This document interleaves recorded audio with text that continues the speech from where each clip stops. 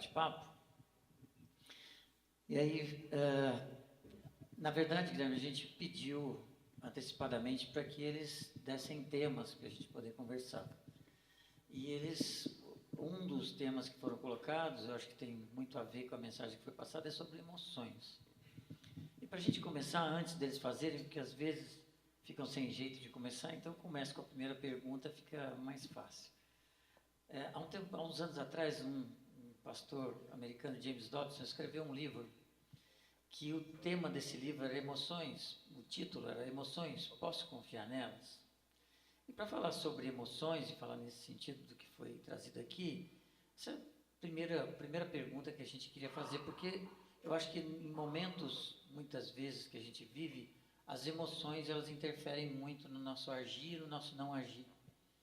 Por isso, como que a gente responderia? Emoções, eu posso confiar nas minhas emoções?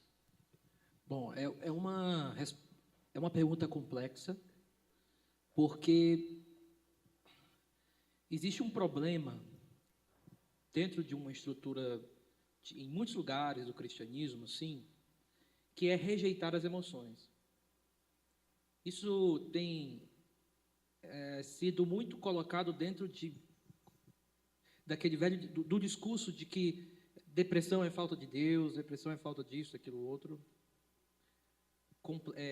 como se colocasse na conta completa. Olha, o seu problema é só isso, você não está confiando em Deus. Sendo que nós sabemos que é muito mais complexo o ser humano, em termos de emoções, em termos de sentir, ele é complexo, existe a questão química também.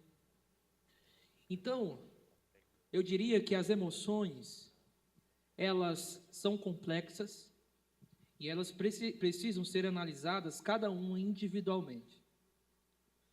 Então, por exemplo, o que a minha emoção sobre determinada coisa está me dizendo sobre mim mesmo? Se eu estou triste, por exemplo, eu vou dar um exemplo da culpa. O pensamento de culpa, ele, em alguns lugares, é completamente rejeitado. Não, você não pode sentir essa culpa, porque Jesus já morreu por você, então você não pode mais se sentir tal. Só que não necessariamente. Às vezes a culpa, ela é a consciência, em formas de emoções, dizendo para mim que algo está errado. Eu preciso analisar cada emoção, portanto, de forma bastante individual. A minha tristeza, eu preciso ver o que, porque a minha tristeza pode estar me dizendo algo sobre minha saúde física. Mas às vezes essa tristeza pode ser realmente algum pecado. Então, a melhor forma da gente tratar as emoções é tratá-las como elas são complexas. E eu preciso analisar ponto a ponto do que seria, do que elas são. Uma vez eu fiz um vídeo para o YouTube, eu acho que eu já tirei esse vídeo, e eu fui violentamente criticado nesse vídeo, porque lá eu falei coisas sobre as minhas emoções, disseram que eu estava fazendo um desserviço, porque as pessoas vão achar cada vez mais que o evangelho não tem efeito nas emoções, não sei o que mais. Só que o ponto não é que Jesus veio negar as minhas emoções. Ele não veio olhar para mim e dizer, olha, não me interessa se você está triste, tá bom? Não é isso. Jesus veio estar comigo, tanto nos momentos onde a causa das minhas emoções serem algo mais complexo, como em momentos onde só o que eu preciso é de mais fé. Então, saiba disso. Toda vez que você for se analisar, nem confie no teu primeiro juízo e nem ache que as tuas emoções não estão dizendo nada. Procure de uma maneira bem madura tentar compreender toda a complexidade do que está acontecendo. Em aconselhamentos, muitas vezes, o irmão da igreja chegava para mim e dizia assim, pastor, fulano me disse que ficou muito triste depois de conversar com o senhor. Aí eu dizia assim, oh, mas que maravilha. Dentro, né? Dentro eu estava, graças a Deus, se esse irmão tivesse saído feliz, ele era um psicopata. Porque a nossa conversa foi super pesada e ele ia sair o quê? Rindo. Então as pessoas às vezes não percebem que as emoções, elas são reações de algo complexo da vida, do meu organismo, da minha situação espiritual, e eu vou precisar analisar esse todo dentro dessa complexidade.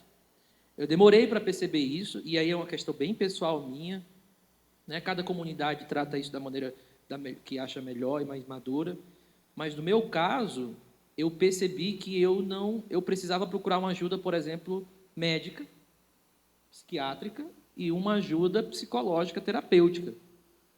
Eu lembro, eu tirei esse vídeo do YouTube também, mas tinha um vídeo no YouTube que era assim, a porta verde. Até hoje, eu lembro dessa porta, que é a porta, foi onde a minha psicóloga, ela fazia as consultas dela, ela na época era uma porta verde. E eu entrei lá a primeira vez e foi altamente traumatizante. Na hora que eu sentei naquele... Nossa, até hoje eu me arrepio todinho, porque eu não queria estar lá. E foi o Iago Martins que quase que me obrigou. Me obrigou literalmente. Inclusive, ele pagou as minhas consultas. Aí eu fiquei pensando, caramba, eu estou tão mal assim. Aí ele disse, tá. Eu disse, nossa. Mas graças a Deus por isso. 4 anos depois, estou aqui.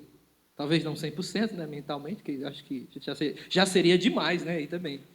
Mas, então, o ponto é esse. Eu tive que entender a complexidade das minhas emoções. Em perceber que não adiantava eu ter só conhecimento teológico.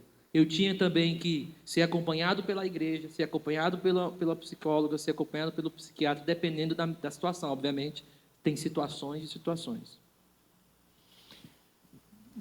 Alguém quer fazer alguma pergunta sobre esse tema, sobre o tema emoções? Tá? Deixa eu pegar aqui o microfone sem fio.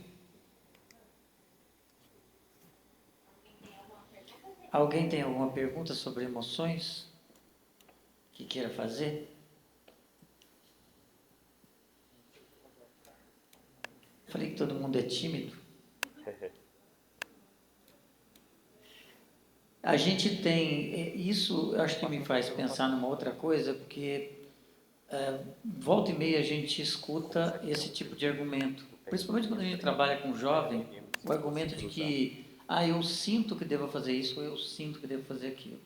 Então a sensação que a gente tem é que na balança entre a razão e a emoção, me parece que às vezes em certas idades da nossa vida, a balança pende mais para o lado da emoção. E aí o entendimento do que eu preciso fazer, ele não pesa tanto quanto o que eu sinto vontade de fazer. Essa é uma percepção que é verdade? Você vê isso também? Sim, porque é o processo de maturidade da vida. Então, eu acho que sim, às vezes, quando a gente é mais jovem, a gente é meio irresponsável com as nossas emoções. E a gente não consegue lutar contra alguns dos nossos desejos. Eu acho que não são só as emoções, são os nossos desejos. A gente parece que olha para os nossos desejos como o ponto mais alto das nossas escolhas. O desejo é importante, mas se ele não vir com muitas outras coisas, você vai naufragar. Então, por exemplo, Provérbios capítulo 6 e 7 diz que, eu vou colocar logo a minha interpretação aqui, lá se apresenta uma mulher, essa mulher ela se apresenta na esquina e ela tenta seduzir um jovem, ela seduz de várias maneiras. Como é que ela seduz? Diz que o perfume dela vem da esquina, lá da esquina, e o jovem na outra esquina, o perfume já chega de aloés. Esses perfumes, ela vem e quando ele olha para ela está vestida de uma forma provocante. Essa mulher aí é a tolice personificada. Aí você diz, mas como assim? É assim que a tolice age. Ela vai te seduzindo pelos desejos, pelo olhar, para que você ache que aquilo é a melhor opção. Então, muitas vezes, a gente usa os nossos desejos como fonte para tomar uma decisão, e às vezes os nossos desejos estão todos ludibriados pela tolice. Ou seja, estamos atrás de uma escolha muito tola. Então, eu acho que vem muito disso justamente. Se existe uma coisa que o jovem tem que ter cuidado, é não rejeitar suas emoções, mas avaliá-las com sabedoria. E, segundo, ter cuidado com os teus desejos. Cuidado com isso. E aí eu não quero te traumatizar, não, mas não sou eu que estou te traumatizando, é Provérbios, aí você fala com ele. Tem coisas que, tem certos desejos teus, que se você alimentar na tua adolescência e juventude, vai te tornar um homem tolo de maneira irreversível. E aí você precisa ler Provérbios. Desculpa aí. É um convite. Bom, alguma pergunta ainda? Apareceu alguma dúvida sobre vocês, para vocês sobre isso? Então vamos continuar a conversa. Vamos passar ao segundo tema que vocês colocaram lá para a gente, que é relacionamento. E aí a gente tem uma pergunta para ser colocada. Vocês podem colocar a pergunta para a gente?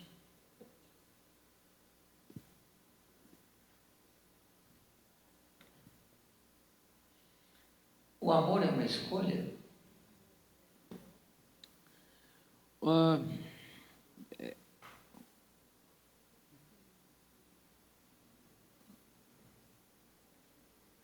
Bom, o clichê, o amor é uma escolha, depende do contexto em que ele for dito. Tá bom? Em contextos de relacionamento, calma. Calma. O amor romântico, que é parte do relacionamento, vai exigir, já eu vou dizer por que eu estou dizendo isso, vai exigir mais de uma escolha, vai exigir um desejo que está além da razão. Tá? Eu estou olhando para Provérbios aqui. Eu quero dizer o que eu quero dizer. Eu vou dar um exemplo nisso. Uma vez eu tive que aconselhar uma jovem que chegou para mim e disse assim: pastor, eu sou casada e meu marido está ali. Tem problema de eu falar aqui com o senhor? Eu não queria que meu marido ouvisse tal. Aí geralmente eu aconselhava com outra pessoa também. Aí eu disse: mas beleza, vai. Eu já sabe quando você, no seu coração você já sente assim, vem um problema assim, um problema difícil de lidar. Ela disse: é porque antes de casar eu não gostava do meu marido, fulano. E aí eu casei e continuo sem gostar. Aí eu disse assim: e você, e qual foi o ponto aí? E por que você casou, moça? Não, porque disseram que amor era uma escolha. E me disseram que depois que eu escolhesse amar, eu ia gostar. E ele faz coisas que eu detesto. Aí eu disse assim: bom, isso aí, né? Isso aí tudo bem, né? Casamento e tal. Não, é pior. É criminoso. Aí eu, bem. Eu ainda sou jovem, mas era pastor jovem. Aí você pensa assim: cara, vou fazer uma besteira aqui, qual decisão eu vou tomar? Eu já não sabia, né? Aí vem os telefonemas para pastores mais velhos. O problema foi: amor é uma escolha. Você percebe que no contexto errado, do momento errado, isso é um problema. Então, quando a gente fala que amor é uma escolha, amor comunitário, escolher amar em termos de servir, em termos de cuidar, ok. Amor em termos de no casamento mesmo, de cuidar, amar do outro e tal, beleza. Só que a ideia do amor para entrar no relacionamento e para estar no relacionamento, vai, como Vinícius de Moraes falou, são razões do coração também. São coisas, ou Pascal, para ser um pouquinho mais filosófico, né? Tem Vinícius de Moraes, Pascal dizia que o coração tem razões que a mente não entende.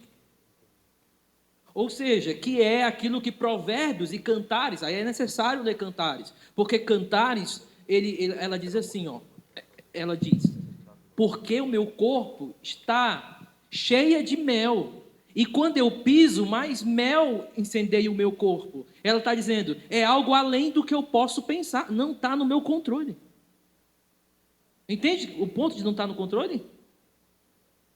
Então, o que ela está dizendo lá, e aí, no hebraico tem todo o conceito, né? Eu não quero entrar nisso, mas o ponto é que o amor romântico tem algo além, que não é meramente escolha. Porém, o núcleo de um amor comunitário de serviço é uma escolha de serviço e tal, aquilo lá. No casamento, às vezes, você vai amar em termos de ter algo para fazer, mesmo não gostando. Mas tome cuidado em que contexto você coloca essa afirmação. Porque não há afirmação dentro desse que eu falei, para entrar num namoro, no noivado e tudo mais, a pessoa tem que gostar o mínimo, né, gente? O mínimo, não sei nem porque eu disse o mínimo, né? Tem que gostar, né? Pelo amor de Deus. Porque faz parte do que eu chamo, que eu acho que Cantares colocaria como amor romântico, e o inicial. Aquele que precisa de uma conexão, alguma coisa ali. Mas o núcleo do amor é sim, e envolve sim, uma escolha. É isso que eu quero dizer. O que tem a ver com, por exemplo, desenvolver um relacionamento. Muitas vezes a gente diz que ama algo que a gente não conhece. Perfeito. E aí, muitas vezes a gente aprende a amar aquilo que a gente conhece mais profundamente, ou a quem a gente conhece mais profundamente. Alguém tem alguma pergunta sobre... Tem uma pergunta? Então vamos lá. Teste. Tudo bem, pastor? Meu nome é Júlio. Eu tenho uma pergunta que é uma dificuldade minha e quando as pessoas perguntam eu não sei muito bem como responder também. Que a minha dúvida é se o perdão somente é verdadeiro se você tem uma restauração do que foi quebrado, ou você pode, por exemplo, ter uma amizade ou um namoro e a pessoa faz alguma coisa para você e você perdoa ela, mas você não consegue voltar ao que você tinha. Mesmo assim, o perdão foi verdadeiro ou ele somente é verdadeiro se você tem uma restauração do relacionamento que foi quebrado? Boa pergunta. Bom, em alguns casos, o perdão... Vamos estabelecer uma coisa aqui primeiro. Existem 2 tipos de perdão nas Escrituras. O primeiro perdão, ele é condicionado ao arrependimento da pessoa que fez alguma coisa errada. Então, a pessoa fez alguma coisa errada, chegou até você, te pediu perdão e você diz assim, perdoa. Esse é um perdão muito clássico de Jesus em Lucas. Jesus, em Mateus, cita um outro tipo de perdão, que é uma outra palavra grega, que é o perdão onde você literalmente joga para cima, ou coloca para cima, assim. O que significa isso? É o perdão onde a outra pessoa que fez algo contra você não se arrepende, não muda, e você, para não ficar com aquilo dentro do coração, você joga para fora, você deixa aquilo ir, mas a outra pessoa não muda. São esses 2 tipos de perdão. Tá? O perdão que você falou é o perdão que envolve o arrependimento da outra pessoa. A outra pessoa se arrependeu e você perdoou. Nesse momento, o ideal é, obviamente, buscar a restauração. No sentido de quê? Buscar o máximo possível a convivência. Não é que o perdão foi falso ou não. Não, é porque agora entrou numa outra etapa, que é a etapa da restauração. Tem a etapa do perdão e a etapa da restauração. O perdão abre as portas, aí vem a restauração. Tá? Mas nem sempre essa restauração é possível de imediato. Um exemplo, Paulo e João Marcos. O problema que eles tiveram lá, Barnabé, na primeira viagem missionária, e Paulo simplesmente olhou para Marcos e disse, não quero esse cara. E foi um problema. No final da vida, quem estava lá era João Marcos. Inclusive, Paulo pede para ele vir. Então, nem sempre é imediato, mas a gente deixa aberta a porta.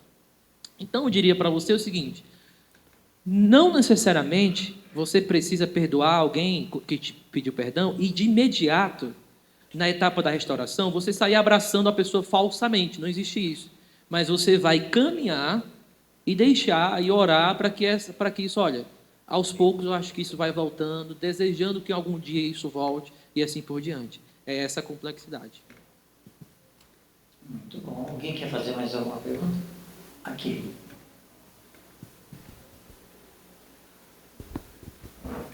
Boa noite, pastor. Boa noite. Tudo bem? Você poderia me explicar um pouco melhor a respeito de como a Bíblia se pronuncia a respeito do jugo desigual? Jugo desigual.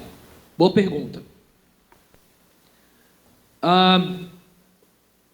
Quando Paulo fala do jugo desigual, lá em 1 Coríntios capítulo 6, e depois ele vai repetir um pouquinho disso lá no capítulo 8, ele não está falando de casar com pessoas fora da fé. Calma, tá? Calma. De imediato, o ponto dele não é o homem, por exemplo, é o crente e a mulher é descrente. Não é esse o jugo desigual que ele tem em mente. Lá o contexto é quando o crente faz uma sociedade com qualquer descrente e essa sociedade faz esse crente pecar. Isso é jugo desigual. Jugo desigual não é ter sociedade com descrente. Isso o quê? Ora, se um empresário, você está ali em qualquer lugar, você vai ter algum tipo de sociedade, né? O ponto é se essa sociedade... E é o ponto de Paulo, e é por isso que Paulo está lá, é só imperativo. Porque ele está muito com raiva dos coríntios, que os coríntios não estão entendendo. Olha com que os coríntios estavam se metendo. A sociedade que eles estavam se metendo era com a gente do templo. O templo de Apolo e da Diana, que ficava próximo do mercado. Lá em Corinto, tem 3 templos. E no centro da cidade era um mercado e era um templo. Por que isso é importante? Porque o centro comercial de Corinto era o templo. E o que tinha no templo? Ora, no templo tinha uma grande mesa e tinha relações sexuais em cima, comida e culto pagão. E ao lado eles ficavam fechando negócios. E os coríntios estavam fazendo culto com eles. Sociedade com essa galera. Ou seja, tinha que ir lá para fechar negócio. Tinha que ir lá. 1 Coríntios capítulo 10, Paulo tem que dizer, não vão no templo. É uma ordem. Interessante, Paulo diz assim, pode comer comida sacrificada a ídolo, pode comer o que quiser. Paulo diz lá no 8, no 10, no 11. Mas eu não quero que vocês pisem no templo. Isso é uma ordem dele, explícita. Por quê? Porque eles estavam fazendo sociedade e essa sociedade estava fazendo eles pecarem. Ou seja, eles estavam participando lá no templo de um bocado de coisa. Então, isso seria jugo desigual. Agora, vamos lá. Se jugo desigual é um crente ter uma sociedade com descrente que o faz pecar, casar com um descrente é pecado? Sim, por conta de 1 Coríntios 7, onde Paulo diz que, se for casar, se casem com alguém que está no Senhor. Então, casamento com jugo desigual, ou com uma pessoa que não é descrente, é jugo desigual. Me converti, mas eu já era casado, me casei descrente, depois eu me converti e ela não se converteu.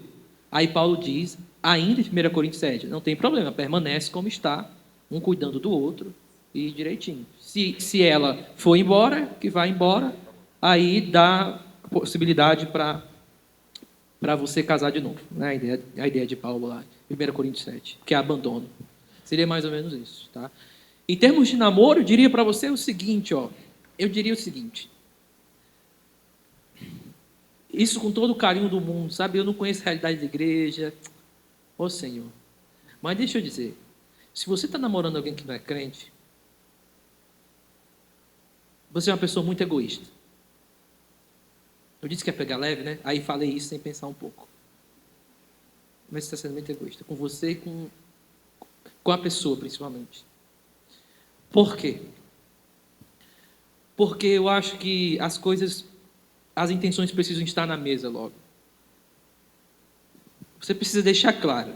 Se eu me casar com você, é porque eu não me reconheço como crente, porque eu sou desobediente.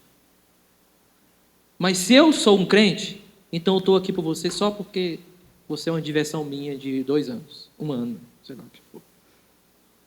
Então, outra coisa, se você está com uma pessoa, namorando uma pessoa descrente, você é o jovem do capítulo 7 de Provérbios que se aproximou da mulher tola, caiu do penhasco e nunca mais conseguiu voltar.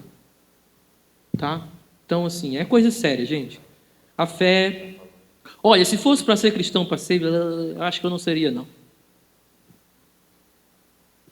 Ficou um clima, né? Foi mal. Ficou um clima bom. Pela verdade, a gente... assim, existem histórias que um final bom, né? Pela misericórdia, aqui, ó, essa caneca também sua, se quiser, presente do pessoal do CREI, pode tomar nela, é sua. Existem histórias que têm um final bom, pessoas que de repente começaram errado e pela misericórdia de Deus se converteu, o outro deu certo. Mas o que ninguém conta são as histórias tristes, que esse é o problema.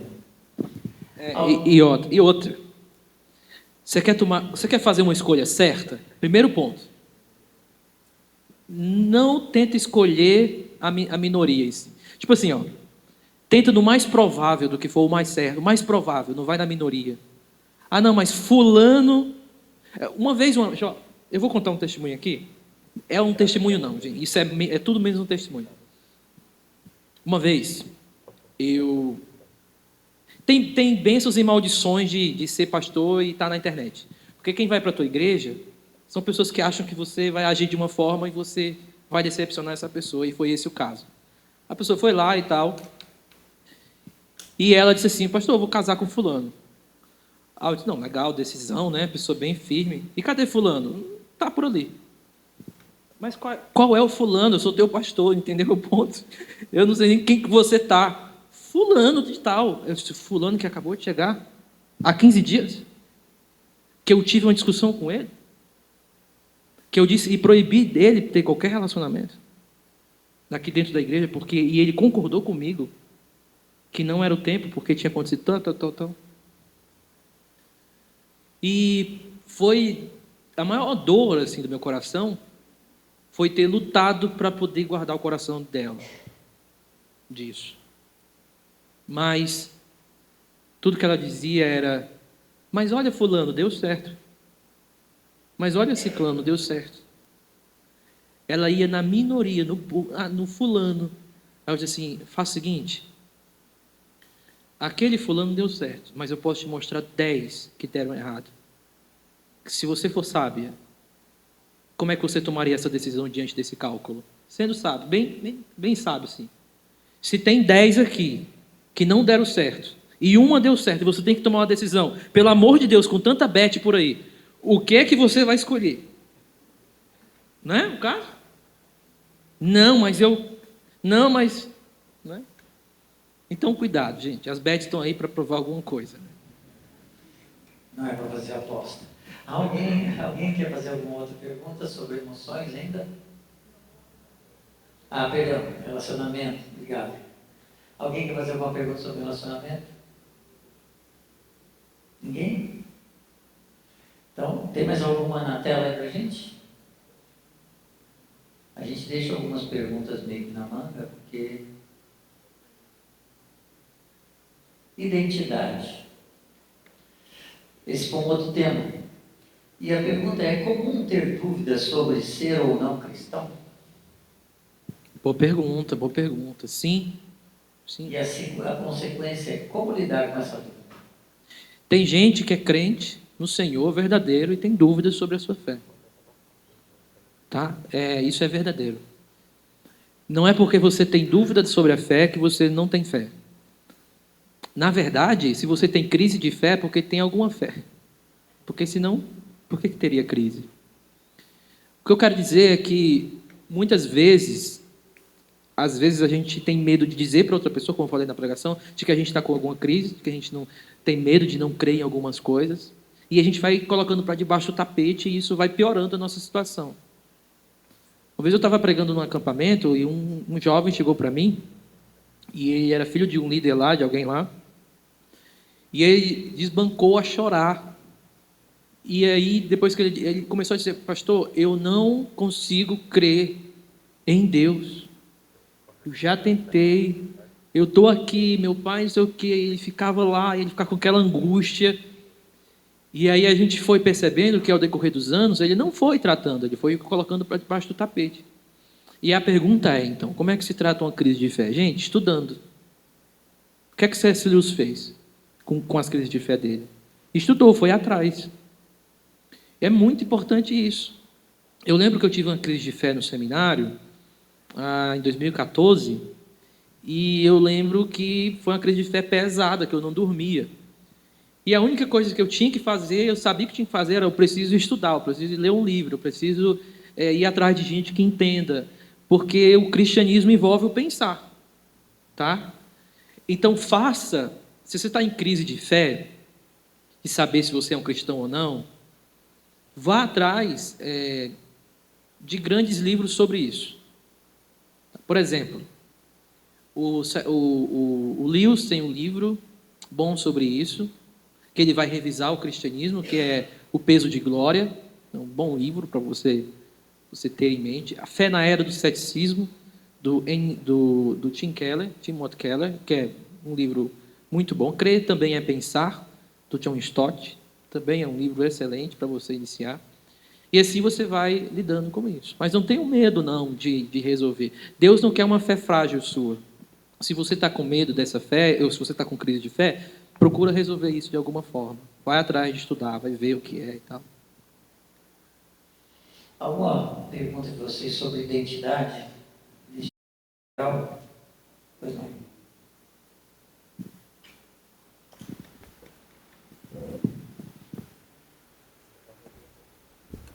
Boa noite, pastor. Eu tenho uma dúvida, não é necessariamente sobre identidade, mas eu até coloquei aqui na inteligência artificial, porque eu não quero ser ofensivo com ninguém, sabe? Mas a gente sabe que muitas pessoas enfrentam dificuldades como ansiedade, TDAH. Eu acho que eu conheço todo mundo que eu trabalho tem TDAH, tem ansiedade, tem não sei o quê. E como que a gente pode discernir, à luz da fé, né, quando esses problemas influenciam as nossas atitudes e quando que, talvez sem perceber, a gente use esses problemas diagnosticados como justificativa para alguns pecados que a gente comete. Que pergunta difícil, hein? Deixa eu olhar aqui na inteligência artificial, né?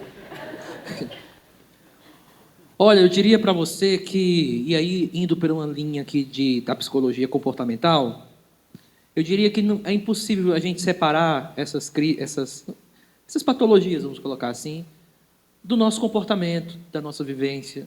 Então, querendo ou não, tudo vai estar misturado. Querendo ou não, essas coisas vão estar ali. Não tem como você simplesmente dizer assim, mas eu tenho um TDAH. Beleza, mas foi você que fez isso aí. Não foi só o teu TDAH, foi você completo como pessoa, né?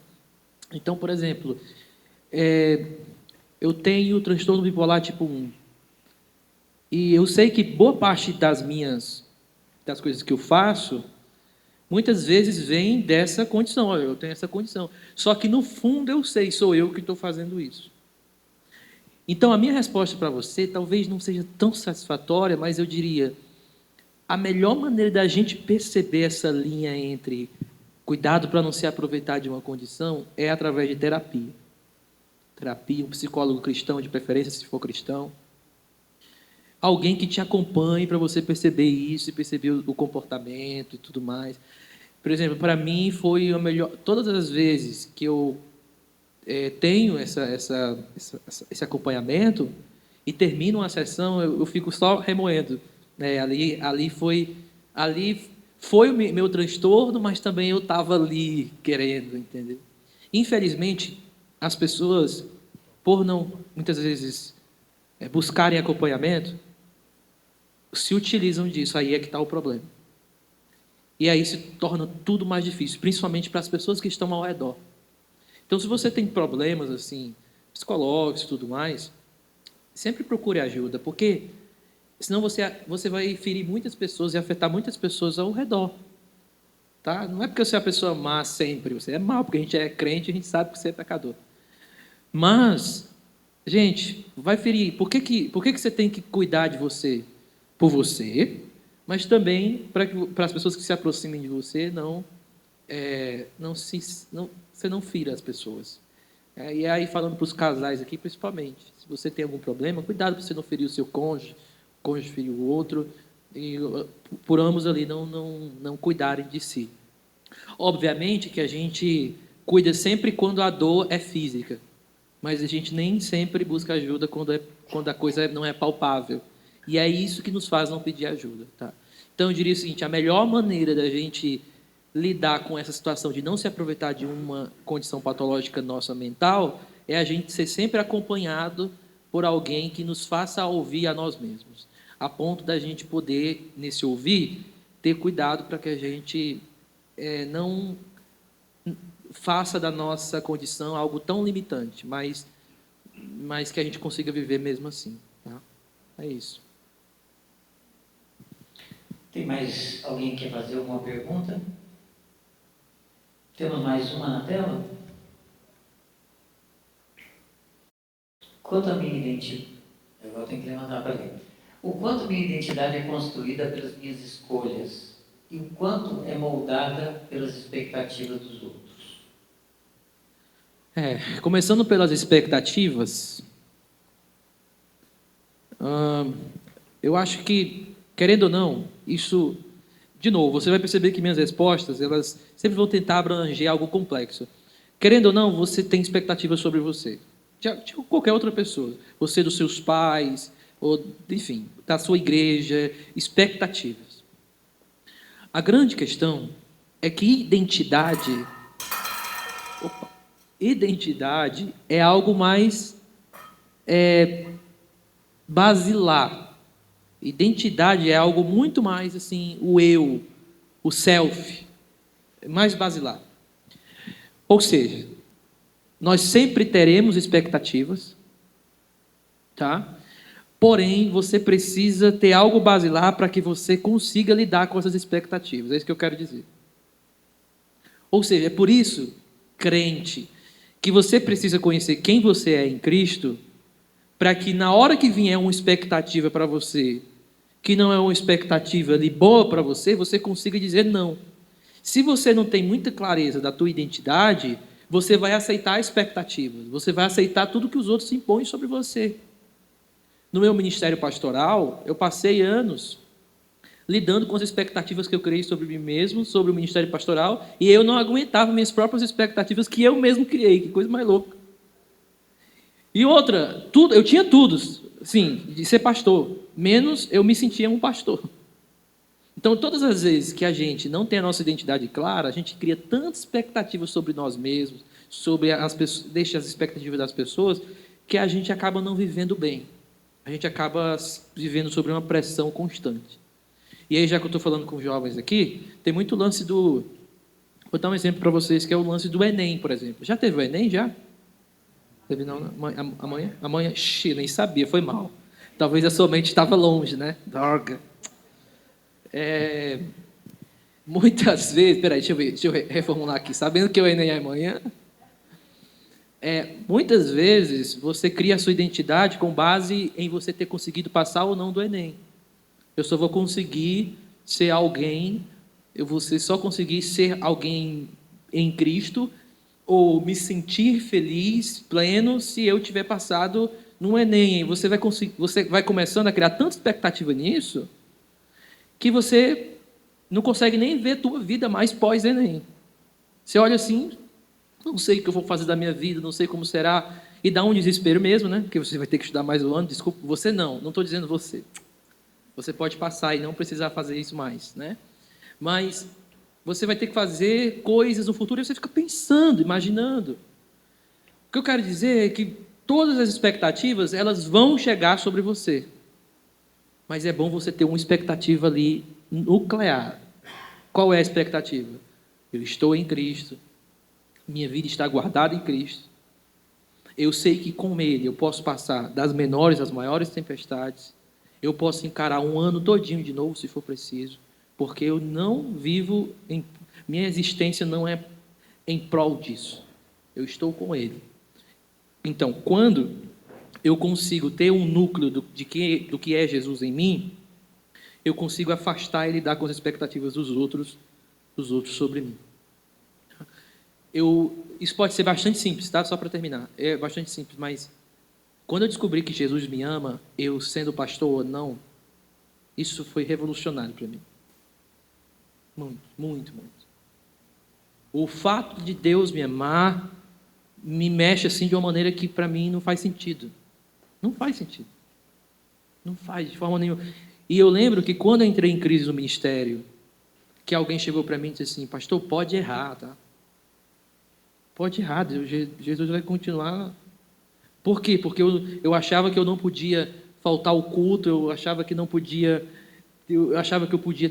ter sempre um sermão absurdamente bom para a minha congregação, visitar, fazer, 30 aconselhamentos durante a semana. Então eu achava que ser pastor era isso. Se eu dissesse, não posso ir hoje, ia ser um absurdo. E eu achava que se eu dissesse não, Deus ia me amar menos, entende? Talvez essa seja a sensação que está no seu coração. Se eu não passar amanhã, Deus vai me amar menos. E não. Você vai continuar sendo amado por Deus e cuidado por Deus. E o plano e a história dele vão continuar sendo sempre para trazer glória ao nome dele, bem para você. E é isso que tem que confiar. É isso. E sobre as nossas escolhas? Porque a gente falou sobre emoções, que a gente não pode confiar nelas, e principalmente para fazer as nossas escolhas. A gente falou sobre algumas coisas sobre nossos relacionamentos, mas existe uma coisa que são as escolhas que a gente vai fazendo. Todos nós fazemos escolhas todo dia, escolhas que não tem problema nenhum, que roupa eu vou vestir, se eu vou de branco, de preto, enfim, não interessa. E escolhas muito importantes na nossa vida. Essas escolhas, elas moldam a nossa identidade? Sim, com certeza. Na verdade, as escolhas que eu faço mostram como está a minha identidade. Então, na verdade, eu vou colocar assim, a maneira em que você faz escolhas mostra como está a tua identidade, quem é você.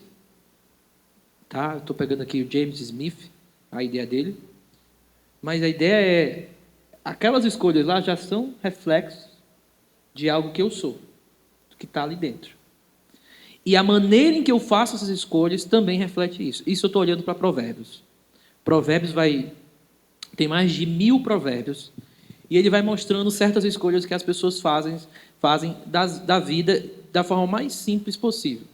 E é muito interessante, que são escolhas de comer, né, que é muito forte lá, escolhas da comida.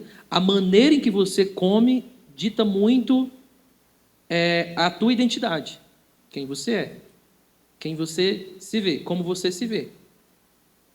E aí, por exemplo, tem um provérbio que diz que a pessoa descontrolada na mesa, ela fez a casa dela perto do precipício. Tipo assim, caramba, a escolha que eu faço numa mesa para comer... Veja, não é uma questão de ser fitness, o mundo fitness, é aquela coisa toda, não é nada disso. É que para ele, aquela escolha tão miniatura, ela já reflete muito, de tão detalhista que o texto de Provérbios ele é. Então eu diria que a forma que você faz escolhas, e as suas próprias escolhas, elas ditam muito de como você se vê, da tua própria identidade, tá? De quem você quer se tornar. Seria isso. Alguém quer fazer alguma pergunta? Pois não.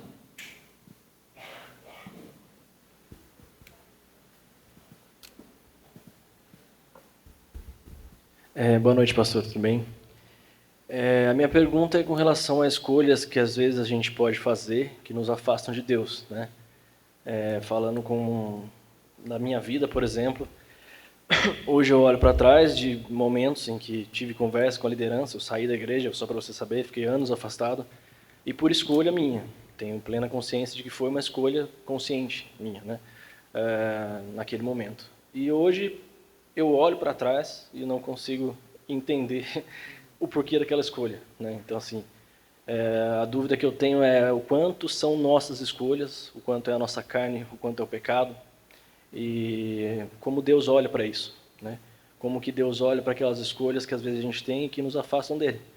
E no meu caso, tenho certeza absoluta que foi uma restauração de Deus, não minha. Não foi uma escolha, talvez em certo ponto sim, consciente de voltar para Cristo, mas eu sei que foi Ele, sabe? Não foi uma escolha minha, não tenho certeza disso. Então, a minha dúvida é com relação a essas escolhas que, com certeza, dizem muito sobre a minha identidade, né? Aquilo que eu escolhi e não é uma coisa sobre faculdade, é uma coisa muito mais importante, né? A escolha de seguir a Cristo ou não, mesmo eu tinha plena consciência. Então, assim, eu sabia, conhecia o Evangelho, sabia, estive fora sabendo ainda, esse é o Deus verdadeiro. Eu ainda sabia, mesmo estando longe. Mas ainda assim, por muitas vezes, escolhi viver a minha vontade. Então, como Deus enxerga isso e o que isso diz sobre a pessoa, sobre mim, no caso. Eu vou citar aqui o John Piper, e o motivo é porque eu vou me esconder atrás do John Piper, né?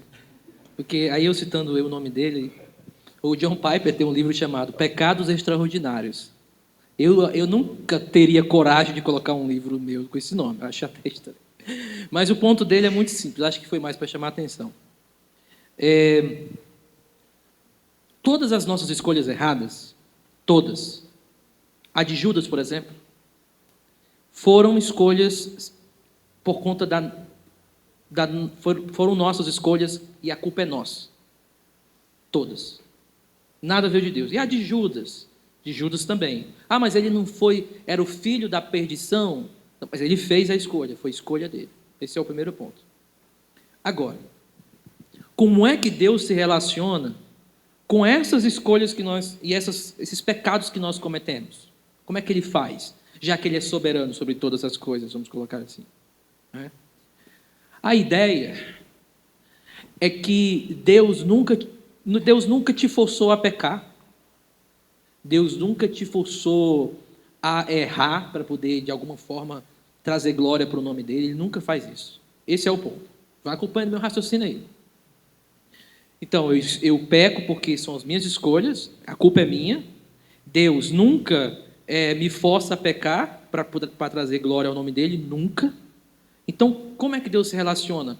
Aí vem uma coisa que dentro da tradição protestante reformada, a gente fala de Deus agindo, utilizando todo o conjunto de coisas, inclusive suas escolhas erradas, você errou, você fez, só que pegando tudo, sim, ao redor, como se fosse um grande maestro e orquestra, para fazer com que, sem tirar a sua liberdade, isso aí que você fez dê glória para o nome dele. Veja qual é a diferença. A diferença é, uma coisa é ele vir te fazer pecar para trazer glória para o nome dele. Outra coisa é você pecar, a culpa é sua, mas ele usar todas as coisas ao redor para que, de repente, aquilo ali traga glória para o nome dele. Traga como se fosse um maestro que está ali, viu o violino parar, e mesmo com o violino parado, quebrado, porque ele quis, ele fez com que toda a melodia ainda trouxesse glória para o nome, e hoje você estivesse aqui e tudo mais. Essa é uma ideia. Como é que então a gente explica isso? A melhor maneira é a gente deixar essa tensão no ar.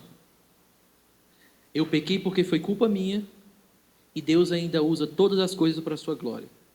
Percebe essa tensão que fica? Porque você fica, Deus usa todas as coisas para a sua glória, e ele, de alguma forma que eu não compreendo como, sem tirar o seu livre-arbítrio, sem tirar ele de alguma forma que eu não sei, que aí vem a questão do mistério, ele faz com que todas as coisas carreguem para a sua glória. Eu estou de olho aqui em Romanos 8, 28, quando diz que ele faz com que todas as coisas cooperem para o bem daqueles que amam a Deus e são chamados segundo o seu propósito.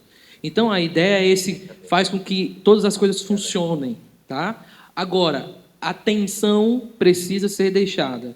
Judas, por exemplo, Judas pecou porque quis, ou seja, a culpa é dele, mas ele era o filho da perdição. Por exemplo, o texto de Gênesis, onde é dito de José. Os irmãos de José o prenderam e tal, e fizeram tudo aquilo. Mas Deus fez com que tudo que eles fizeram trouxesse José para o entendeu? Para ser glorificado, para o seu nome ser glorificado no Egito. Então, há o pecado do homem, e Deus ainda assim, de uma forma que a gente não sabe, misteriosa, usa todas as coisas para fazer com que esse feito seja para a sua glória. É uma coisa para mim tão misteriosa que eu fico assim... E olha, eu estou pensando aqui em vários homens da história da igreja e todos pensaram da mesma forma no sentido de manter essa tensão. A gente não sabe como Deus usa todas as coisas para a sua glória, até os meus pecados, sem ser culpado pelos meus pecados e sem me induzir a pecar. É uma coisa que simplesmente não dá para medir. Isso. Até para poder encerrar, eu queria trazer uma coisa aqui que envolve tudo isso. A gente vive hoje um momento que tem as suas características próprias, né, da cultura do tempo que a gente está vivendo. E que geram nas pessoas, muitas vezes dentro da igreja, expectativas de como que a gente deve viver, e olham para pessoas que vivem de uma forma diferente, não estão de acordo com as nossas expectativas.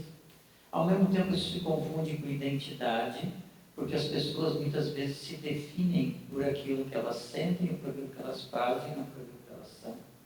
Então, um exemplo, tem um pastor presbiteriano, Davi Reich, que fala muito sobre a questão de sexualidade. No momento que a gente vive, por exemplo, ele trabalha muito a questão de a pessoa, às vezes, se define, eu sou homossexual. Não, você tem atração por uma pessoa do mesmo sexo. Agora, o que você é depende de uma decisão que você vai tomar. Isso não, o fato de sentir atração por uma pessoa do mesmo sexo não define a sua identidade. Define a sua identidade, o que você faz dela.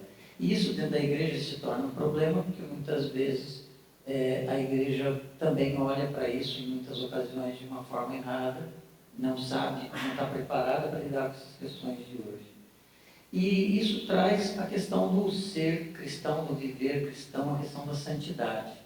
De o que é viver a santidade em relação a todas essas condições que a gente vive hoje. Como que a gente diria, olha, viver uma vida santa? O que é viver uma vida santa? Bom, eu acho que em tempos de tanta coisa, a melhor coisa que tem inicialmente é simplificar. Eu tenho uma visão de santidade que é a mais simples, eu tento ser o mais simples possível. Eu tento orar, eu tento ler a minha Bíblia, eu tento ir para o culto, eu tento amar as pessoas e eu tento amar Jesus. Eu acho que está bom. E eu acho que isso é poderoso, sabe? E aí eu amo Jesus, eu sei que Ele me ama, aí a gente fica feliz, e todo mundo fica feliz, e às vezes eu fico triste, eu sei que Ele está comigo. O que eu quero dizer é que muitas vezes a gente constrói uma espiritualidade tão gigantesca que a gente já não sabe mais o que fazer. Eu tenho que fazer não sei quantas disciplinas espirituais. Tudo isso é muito bom, isso eu não estou negando, isso é bom, isso é excelente fazer. E cada um deve fazer da sua forma. Mas, às vezes, a gente esquece do básico. Então, lembra do básico. O básico é, tudo que eu for fazer na minha espiritualidade é para que eu me encontre com Jesus. Eu vou me encontrar com Jesus. Tá? É o primeiro ponto. Tá aí, uma aula aqui, ó. Primeiro ponto de espiritualidade. Eu vou me encontrar com Jesus. Aí você diz, mas como assim? É muito simples. Muitas vezes, quando a gente vai ler a Bíblia, a gente não quer se encontrar com Jesus. A gente está indo lá para, bater o ponto. Simplesmente, a gente vai ficar com a consciência pesada depois, eu vou ler a Bíblia. Eu vou orar aqui porque, eu estou preocupado com alguma coisa, eu vou orar. Eu estou batendo ponto com a minha oração. Eu costumo dizer que, às vezes, o momento mais egoísta da nossa semana são os nossos momentos de devocional. Porque a gente só vai para tentar nos sentir melhor e não se encontrar com alguém. Então, acho que eu quero me encontrar com Jesus, mas mesmo. Eu não estou lendo a Bíblia lá simplesmente que eu quero bater o ponto. Eu quero me encontrar com Ele lá. 2 minutos só, 3 minutos, que seja, mas eu quero orar, eu quero me encontrar com Ele. Não é para que eu me sinta melhor. Eu posso me sentir melhor ou não, eu só quero me encontrar com Ele. Eu orei, continuei preocupado. Sim, é a vida, amigo. Mas você se encontrou com Ele? Me encontrei. Por quê? Foi pela fé. Eu não precisei parar de estar preocupado por me encontrar com Ele. Eu sabia que podia me encontrar com Ele preocupado. Então, às vezes, as nossas boas obras é nos livrar das preocupações para poder ser um cristão melhor. Enquanto Jesus nos quer cristãos preocupados no sentido de estar com a gente lá também, na sua vida, no seu dia a dia, no pão. Sabe, a oração do Pai Nosso, para mim, é a coisa mais linda e mais simples. Pão nosso de cada dia, do cotidiano, nos dai hoje, lembra do pãozinho lá, lembra de cada coisa, lembra da simplicidade. Tá? Lembra disso. Tem um livro que eu escrevi o prefácio, agora, o livro é... Jesus. Corta essa parte aí que eu estou esquecendo o título do livro, estou brincando. É porque eu gosto tanto do livro, Legalistas em Recuperação. Legalistas em Recuperação. É da Francine Walsh. Desculpa, eu não lembro. Legalistas em Recuperação. Aí o prefácio é meu. E aí lá eu coloco um pouquinho dessa ideia de espiritualidade e vejo um pouquinho o que a Fran coloca, porque eu acho que a gente às vezes é legalista e não percebe. Construímos uma espiritualidade tão complexa que nem a gente entende. E aí quando a gente vai ler a Bíblia, nada faz sentido, porque tudo que a gente está fazendo parece que é alguém que impôs em nós e não a coisa mais livre que quer se encontrar com Jesus. Tá bom? Alguém quer fazer alguma pergunta sobre santidade?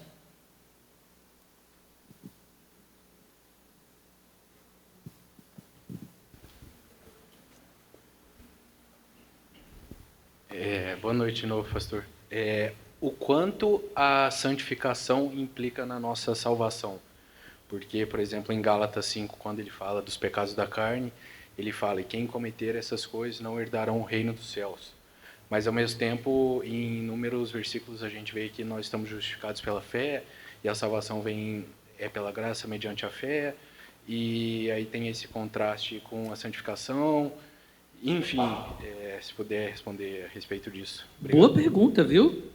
Isso é uma pergunta excelente. Isso aí foi trabalhado no Vaticano II, o texto que você citou em Gálatas, porque, segundo o catolicismo, quem cometer essas coisas vai ter punição, ou seja, você, para poder ser salvo, você ainda vai ter que fazer boas obras, não praticar essas coisas, porque se você fizer, você vai morrer. Você vai ser julgado lá. Bom, o que Paulo está falando aí em Gálatas não é alguém, é porque a tradução da NVI, da palavra ergonomos, eu tenho que olhar outras traduções, mas a ideia é a seguinte: não é praticar o pecado no sentido de pratiquei aqui e errei. Ali são palavras que descrevem um estado. Por exemplo, lá em Apocalipse diz assim, porque o que é tímido, avarento, mentiroso, não sei o que, não herdarão o reino dos céus. Aí você olha assim da lista, aí assim, cara, acho que não vai dar certo não. Né? Você já pensa assim, porque... Só que lá ele não está falando de práticas esporádicas. Lá o termo usado, que são particípios gregos, etc., lá é de estado, é o estado, é a pessoa que vive assim, ela é assim, a identidade dela, vamos colocar assim, é avarenta. Ela acha aquilo correto, ela acha aquilo certo, e ela quer viver daquele jeito. Ou seja, lá também fala na lista de prostituição, não é somente uma pessoa, vamos dizer assim, um crente que caiu em adultério, etc., e depois se arrependeu. Não é isso. É a pessoa que gosta e quer viver naquilo. Essas pessoas não têm uma característica do reino dos céus. Então, para explicar inicialmente, a ideia é, todas as vezes que existe uma lista, que logo depois diz assim, e todas as pessoas que praticam essas coisas não terão parte do reino, 1 Coríntios, Gálatas tem, Apocalipse tem, o que isso significa? Está falando do estado, pessoas não arrependidas, pessoas que continuam fazendo a mesma coisa ali. A relação de salvação e santificação é sempre a mesma. A salvação, e aí não confunda, salvação é Deus me tirando de um lugar e colocando em outro. Não é Deus me curando de alguma coisa. Tá? Para evitar o termo católico. Não. Salvação é Deus me tirando daqui e colocando aqui. Não é me curando para que eu seja uma pessoa melhor e então consiga ser salvo. Tá? A ideia não é me curando, aí eu fiquei bem, fiquei melhor, mais ou menos, e agora eu consigo andar e realmente, naquele último dia, ser salvo. Tipo o Alto da Compadecida. Vocês lembram do filme, né? Lá em cima. O que é salvação? É Deus me tirando desse lugar e colocando em outro. Isso é salvação. Ou seja, o que é santificação? Agora sim, é o processo de Deus me curar. O problema do catolicismo, e aqui eu estou pensando em algumas esferas do catolicismo, porque eu tive um debate recente agora, eu falei isso no meu Instagram, alguns padres... Eu até compreendo que eles ficam dizendo, não, nós não estamos falando de salvação por obras, mas, amigo, na medida em que você diz que salvação é Deus me curando para que eu finalmente consiga me tornar uma pessoa que ame e que agora eu possa amar, e é esse amor que vai me garantir a minha salvação? Vocês conseguiram perceber o ponto? O que é que garante a minha salvação no final? É o amor que eu vou ter pelos meus irmãos. Mas de onde vem esse? Aí eles dizem assim, mas de onde veio esse amor? Não foi porque Deus te curou? Não, gente, mas preste atenção. Deus me cura um pouco, eu me torno uma pessoa melhor, finalmente eu consigo agora começar a amar, e agora eu vou atrás da minha salvação? De forma que se eu amar até o fim, é que aí eu vou ser salvo? Essa é a ideia do Evangelho? Não, essa não é a ideia do Evangelho. A ideia do Evangelho é, eu estou morto, ele me tira daqui para outro lugar, me deixa vivo, e agora começa a transformar o meu coração. Eu já estou salvo. Aqui eu já estou salvo. No catolicismo começo a ser curado para poder alcançar a salvação. No protestantismo eu sou salvo, e aí tenho a minha salvação garantida, e agora Deus começa a trabalhar no meu coração. Isso é protestantismo. O problema é que muitas vezes, gente, a gente está no catolicismo interno sem saber, tá? No meu Instagram aparece muito. Pastor, mas e tal conto? Não é bíblico, não. Eu disse, amigo, isso aí é catolicismo pesado, viu? Tu é o quê? E agora, né? Vai para fazer aquelas coisas por santo, só falta... Até a questão do santo faz sentido, porque qual é a ideia do santo? De forma geral, tá? Já na segunda bula lá do Vaticano. Segundo. A ideia do santo é, Deus me cura um pouquinho, está aqui, e agora eu sou capaz de amar para poder conseguir a minha salvação. Continuando até conseguir minha salvação. E os santos vão fazendo essa intercessão para que eu continue sendo uma pessoa amável e assim continue garantindo a minha salvação. E finalmente, lá no fim, se eu fui bem direitinho, eu consegui a minha salvação. Eles dizem que salvação não é meritória. Por quê? Porque quem me deu a capacidade de buscar a salvação através do amor foi Deus. Mas isso para mim não... É meritório porque eu tenho que conseguir de qualquer forma. É meritório mesmo. Então, façam essa diferença. Salvação é Deus me justificando. Eu estou vivo, eu sou colocado diante de Deus. Certo? Martinho Lutero, eu sou... A segunda, o ponto lá, tese de Martinho Lutero, salvação, eu sou colocado diante de Deus, justo. Isso é salvação. Agora já estou salvo. Minha salvação está garantida. Isso é salvação. Santificação é o que vai acontecer comigo a partir deste ponto. Eu já estou garantido. Eu não preciso buscar a santificação para garantir mais alguma coisa.